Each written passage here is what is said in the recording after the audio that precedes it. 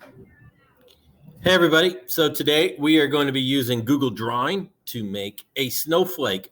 And the cool thing about snowflakes and the way that they occur in nature is that they all have 6 points and each point is exactly like the others. Now, if we dig even further into those points, you'll see that each point has a line that goes right down the middle that we call a line of symmetry.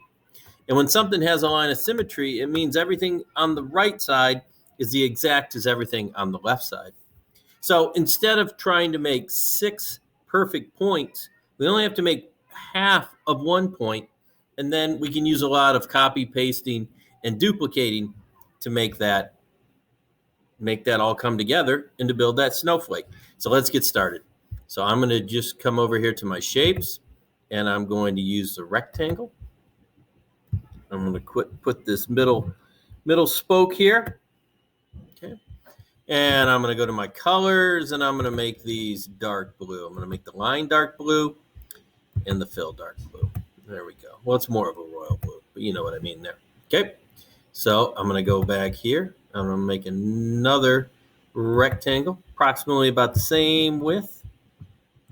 Start using that as a spike here. Now, we rotate shapes by going up to this dot, and then we just drag to the right or the left.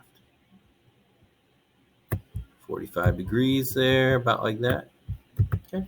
And I want this to have some randomness to it. I don't want it to be quite perfectly like you see in every piece of clip art or every drawing of a snowflake. So I'm going to use a quick feature here, the duplicate. I can go Control and D. It's going to duplicate this one here. And I'm going to make another one of those there like that. Okay, and let's see. Let's go find another shape that we can add to this. Let's go add some, how about we throw one of these on here?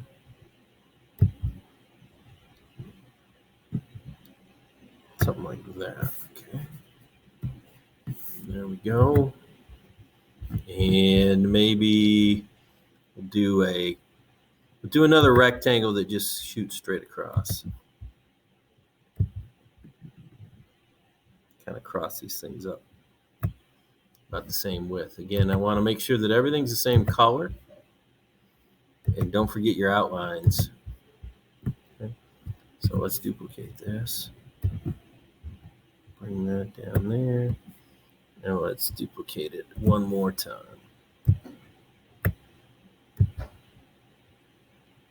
All right, well, I've got that down there. Let's put a point here that kind of rotates downward. Like that. Okay, and then for kind of a stem here where it all comes together, let's throw a triangle in there.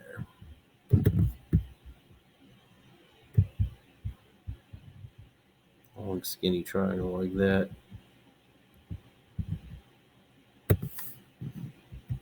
Move it over, line it up.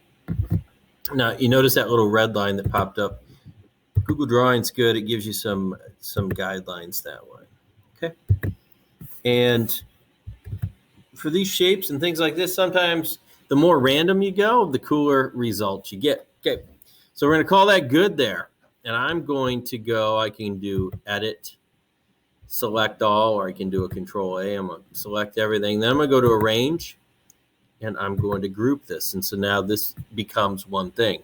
So all of my design work is completely done. Now all I have to do is do some duplicating and flipping and grouping. So let's do that. So let's do, again, Control D to duplicate that. And I'm going to go to Arrange, and I'm going to flip it horizontally. All right, I'm going to move it over here like this. Put that together. And now I'm going to do a Control A. And I'm going to grab that together. We're going to duplicate or group it before we duplicate it. Now we'll duplicate it. Now we're going to flip it upside down by flipping it vertically. If I can find it there. we go.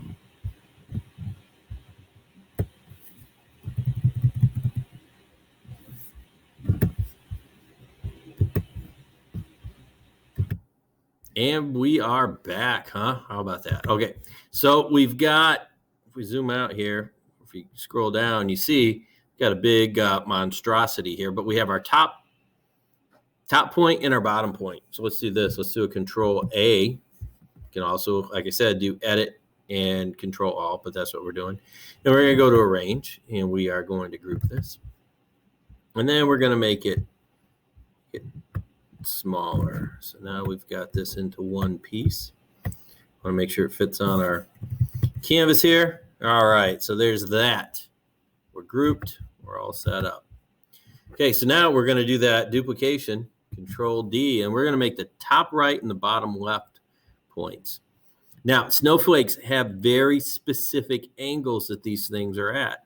And when you grab this dot to rotate and you turn, it starts showing you the number of degrees that you're turning. So this top right is going to be 60 degrees. Every point on a snowflake as we go around clockwise is 60 degrees difference. So 0 is the top, and then we're at 60. There's 60 right there. Okay, so let's move this, grab this into position. See the red lines line up like that, and we're all one piece. Good, so let's duplicate this again. And now we're gonna go 60 more. We're gonna go down to 120.